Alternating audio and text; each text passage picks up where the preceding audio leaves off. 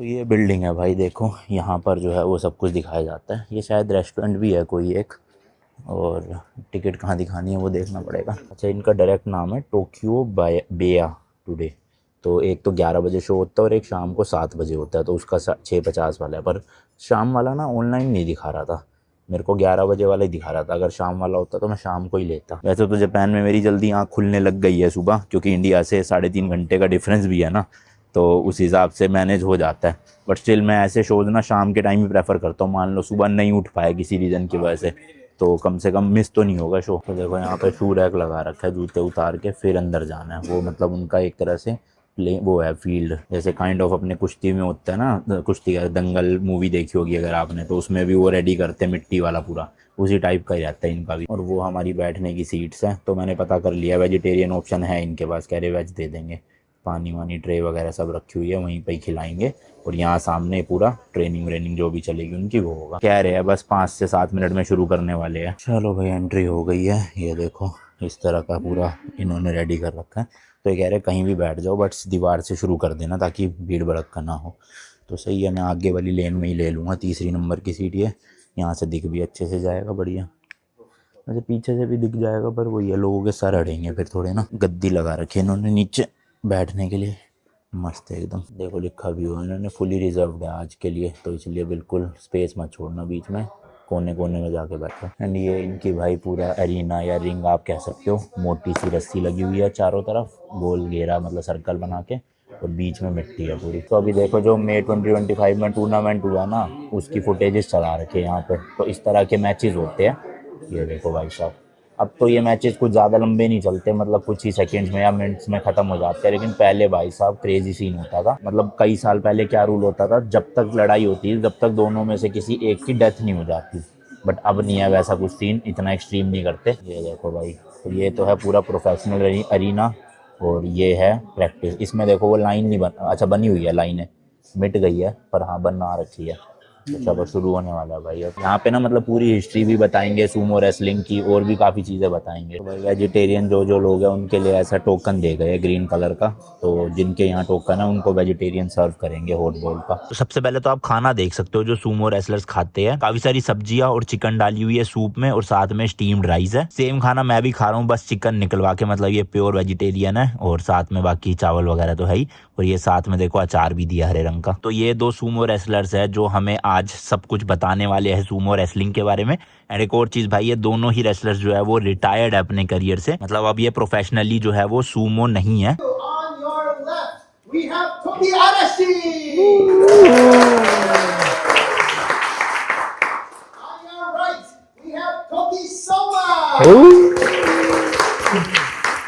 इसलिए आप इनका हेयर स्टाइल देखोगे ना तो काफ़ी छोटे बाल है, जबकि अगर कोई सूमो को प्रैक्टिस कर रहा है या एक्टिव सूमो है तो उनके हेयर स्टाइल डिपेंड करते हैं उनकी रैंक के हिसाब से अलग अलग। और जब उनका रिटायरमेंट हो जाता है तो उस दिन उनके बाल को जो है वो काट दिया जाता है। तो इसी रीज़न की वजह से दोनों सूमो रेसलर्स के बाल जो है वो छोटे हैं, क्योंकि वो रिटायर्ड है दोनों। अब जैसे कि मैंने बताया था कि सूमो रेसलिंग ना 2000 साल से भी पुराना ट्रेडिशन है, अभी ये नेशनल स्पोर्ट्स है जापान का।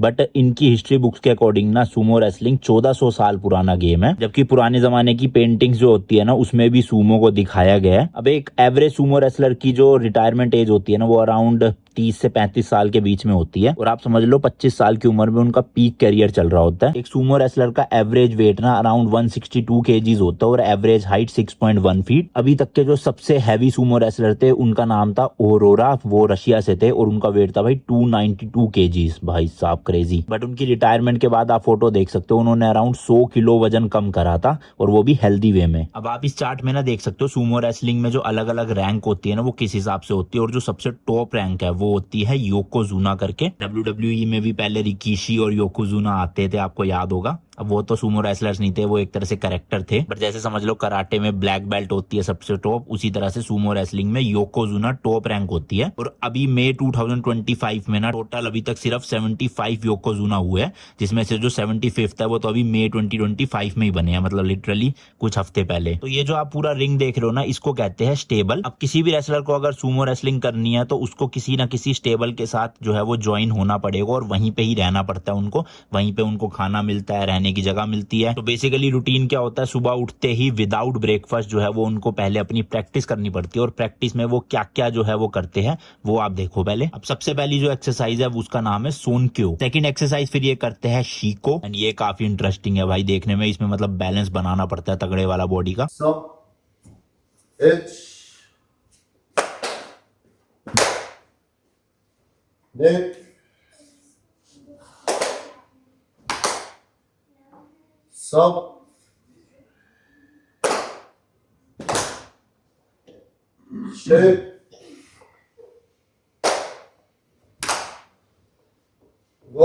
देन थर्ड एक्सरसाइज होती है सूर्य आशी।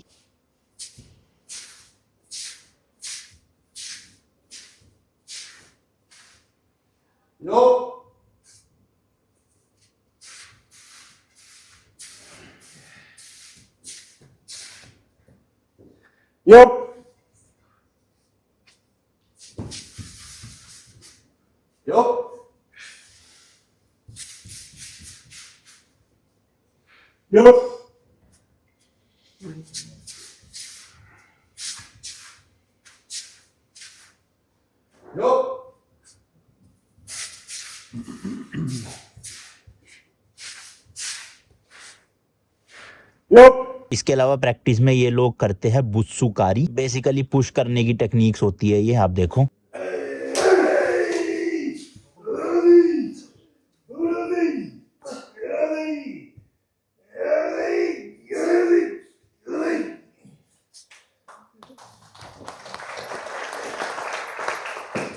अब यार आपको देख के लगता होगा कि ये जो सूमो रेसलर्स है कितना फैट है इनके शरीर में, कितने अनहेल्दी होंगे, इनको हार्ट अटैक आ सकता है कभी भी, है ना। बट ऐसा नहीं है भाई, बल्कि इसका बिल्कुल अपोजिट होता है। इनका जो भी फैट होता है ना वो इनकी आउटर बॉडी में होता है, जबकि इनके जो इनर ऑर्गन्स होते हैं ना उनके अराउंड में कोई भी फैट इनके शरीर में जमा नहीं होता। और उसके पीछे का रीजन है इनकी एक्सरसाइज और प्रॉपर डाइट। अब भले ही आपको ये लोग दिखने में अनहेल्दी लगते हो, बट ट्रस्ट मी भाई लोग, आप लोगों से ज्यादा हेल्दी होंगे, इवन मेरे से भी ज्यादा हेल्दी होंगे ये। अब सूमो रेसलिंग में ना 3 चीजें जरूरी होती है। एक तो बॉडी का वेट होना चाहिए अच्छा खासा, दूसरा बॉडी में पावर भी होनी चाहिए, खाली वेट होने से क्या होगा, पावर ही नहीं होगी अगर, और तीसरा टेक्निक भी अच्छी होनी चाहिए, तब जाके एक सूमो रेसलर अच्छा सूमो रेसलर या योकोजुना बनता है। अब एक नॉर्मल इंसान दिन में भाई कितनी 2,500-3 हजार कैलोरीज खाता होगा, ज्यादा से ज्यादा 4,000 कैलोरीज इनटेक करोगे, बट एक सूमो रेसलर की डाइट में अराउंड 10,000 से 11,000 कैलोरीज होती है भाई डेली की, तब जाके जो है वो इनका वजन बढ़ता है। जैसे कि मैंने आपको इनका खाना दिखाया था वो सारा का सारा हेल्दी होता है, इसलिए वो जितनी भी कैलोरीज खा रहे हैं ना वो हेल्दी कैलोरीज है एक तरह से, तो इसलिए इनके कोई भी इंटरनल ऑर्गन्स में फर्क नहीं पड़ता इतना। ऑल्सो ये लोग ना ब्रेकफास्ट नहीं करते, सिर्फ लंच और डिनर ही करते हैं। सुबह उठते हैं क्योंकि खाली पेट इनको एक्सरसाइजेस करनी पड़ती है, उसके बाद ये लंच करते हैं, देन वापस से इनका एक्सरसाइज होता है जिसमें ये वेट ट्रेनिंग करते हैं, डेडलिफ्ट करते हैं, डंबल्स वगैरह से करते हैं। और सुबह वाली एक्सरसाइज मेनली इनकी कार्डियो होती है, जो मैंने आपको एक्सरसाइजेस दिखा दी है। अब सूमो रेसलिंग के ना रूल्स काफी ज्यादा सिंपल है, जैसे अपने इंडिया में कुश्ती है ना, काइंड ऑफ सिमिलर ही है समझ लो। अब ये जो गोल रिंग होती है ना, बेसिकली इस रिंग से दूसरे ओपोनेंट को बाहर निकालना होता है। जो सूमो रेसलर सबसे पहले बाहर चला जाएगा वो हार जाएगा। या फिर दूसरा तरीका है कि किसी एक सूमो रेसलर को दूसरे सूमो रेसलर का पैर के अलावा कोई भी बॉडी का पार्ट जो है वो जमीन पे टच करवाना है, और वो सूमो रेसलर जो है वो जीत जाएगा। अब सूमो रेसलिंग में ना कोई भी पॉइंट सिस्टम नहीं होता जैसे हमारे कुश्ती में होता है। सूमो रेसलिंग में एक ही राउंड होता है और उसी से सारा जो है वो डिसीजन फाइनल करा जाता है कि कौन जीता कौन हारा। अब ये ना कुछ ऐसी चीजें करके बताएंगे जो सूमो रेसलिंग में लीगल नहीं है करना। सबसे पहली चीज, आप दूसरे ओपोनेंट के जो है वो बाल पकड़ के नहीं खींच सकते हो। इसके अलावा ओपोनेंट की आप आंखों में कोई भी तरह का जो है वो अटैक नहीं कर सकते। तीसरी इलीगल चीज, आप ओपोनेंट के फेस पे जो है वो पंच नहीं कर सकते। स्लैप आप कर सकते हो लेकिन पंचिंग अलाउड नहीं है।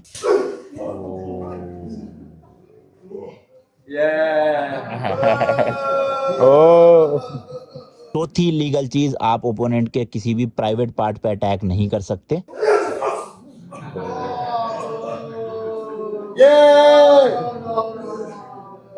लेकिन हाँ, आप नी से नीचे वाले एरिया से दूसरे ओपोनेंट के नी के नीचे वाले एरिया पे ऐसे पैर से अटैक कर सकते हो। इसके अलावा ऑब्वियसली भाई किसी भी वेपन का यूज करना अलाउड नहीं होता, जैसे ये भाई साहब जो है वो झाड़ू से मारने की कोशिश कर रहे थे तो वो भी इलीगल है। देन भाई लास्ट एंड फाइनल चीज, कोई भी सुमो रेसलर दूसरे ओपोनेंट का जो भी ये कपड़ा या बेल्ट लगा रखी होती है ये उतार नहीं सकते हैं। हाँ, रेसलिंग के दौरान इसको पकड़ जरूर सकते हैं लेकिन खोल नहीं सकते पूरा। और हमें ये लगता होगा ना भाई कि ये खुल जाएगा तो ऐसे तो अंदर से पूरा सब कुछ दिख सकता है, बट ऐसा नहीं होता भाई। आप देखो ये क्लिप, अंदर इन्होंने जो है वो कुछ पहन रखा होता है। तो चलो अब जरा एक मैच पे नजर डाल लेते हैं कि कैसे मैच किया जाता है। तो भाई हम सपोर्ट कर रहे हैं इनको।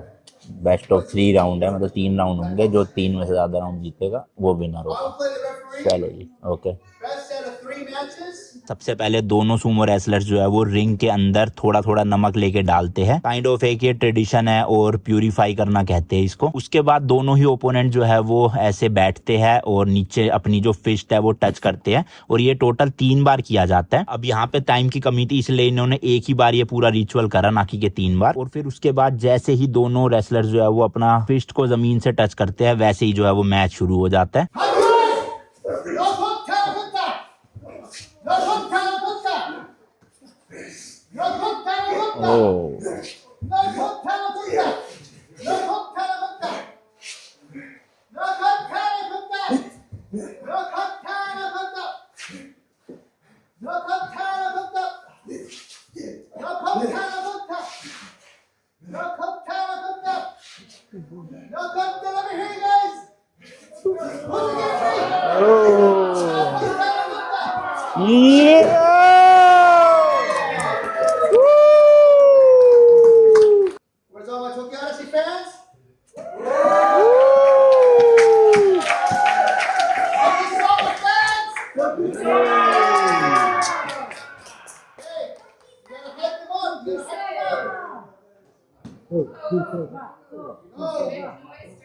Absolutely.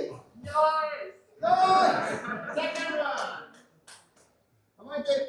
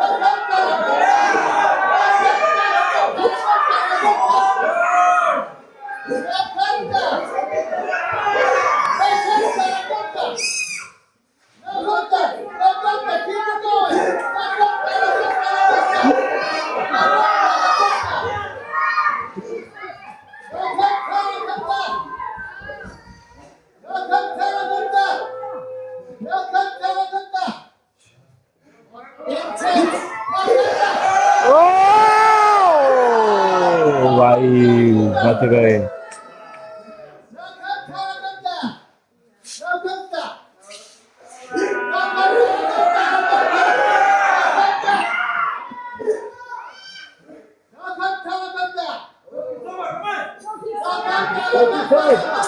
उठा के पटको, उठा के पटको, उठा दो, पटक दो।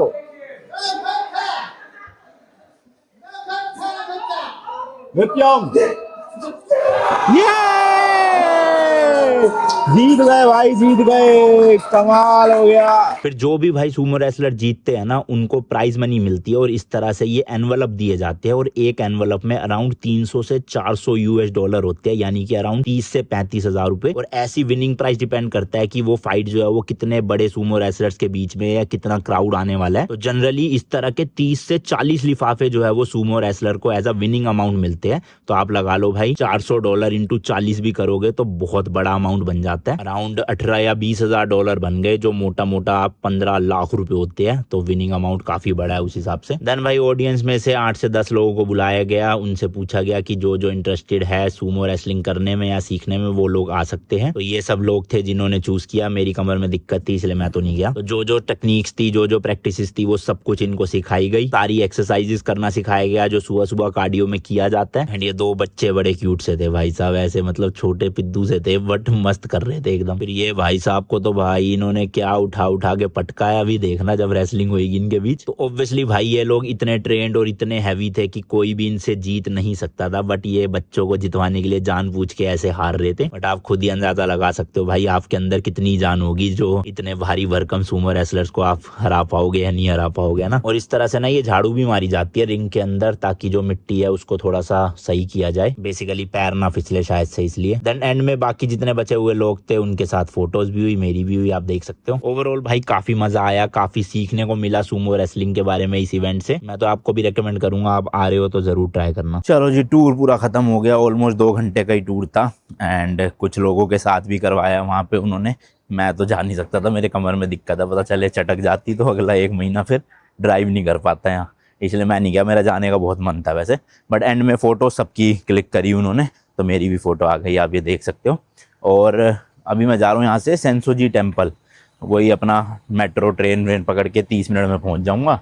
एंड मैं यार ये सोच रहा था कि मतलब जैसे यहाँ पे जापान में ये अपना जो सूमो रेसलिंग का कल्चर है उसको इस तरह से प्रमोट कर रहे हैं, मतलब एज अ टूरिस्ट एक्टिविटी, हम भी इंडिया में कितनी चीज़ें हैं ना जो कर सकते हैं, मतलब कितनी ऐसी एक्टिविटीज़ है, कितने सारे स्पोर्ट्स हैं। अब आप देखो कुश्ती भी सूमो भी दोनों काइंड ऑफ सेम है, मतलब टैक्टिक सेम है, रूल्स काइंड ऑफ सेम है, मिलते जुलते हैं, मतलब बिल्कुल सेम नहीं है बट हाँ काफ़ी सेम है। तो हम भी इंडिया में कुछ ऐसा कुश्ती से रिलेटेड कर सकते हैं ना, प्लानिंग की, कुछ इवेंट प्लान कर लिया ऐसा कि जो फॉरेनर्स आ रहे हैं उनको ज़्यादा से ज़्यादा पता चले हमारे कल्चर के बारे में, हमारे जो गेम्स हैं उनके बारे में। तो सोचता हूँ इंडिया जाके कुछ बनेगा। मैं तो वैसे भी गुड़गांव से हूँ, हरियाणा में ही पड़ता है भाई, आसपास कहीं ना कहीं तो 100% अखाड़े होंगे ही ऐसे। तो कुछ देखते हैं, प्लानिंग अगर बन जाए तो।